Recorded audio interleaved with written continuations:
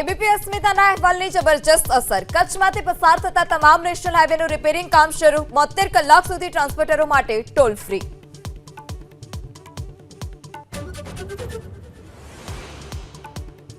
સિઝનમાં બીજી વખત નર્મદા ડેમની જળસપાટી 136 મીટરની પાર. ઉપરવાસમાંથી 1,12,000 ક્યુસેક પાણીની આવક સામે છોડાયું 1,20,000 ક્યુસેક પાણી.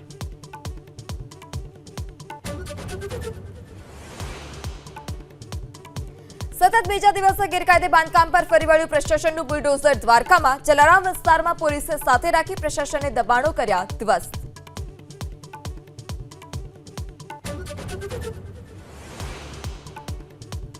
મણિપુરને પીએમ મોદી આપે વિકાસ કાર્યોની ભેટ. હિંસા પીડિતો સાથે કરી મુલાકાત. કહ્યું મણિપુરમાં ઉમ્મીદ અને વિશ્વાસની નવી દસ્તક.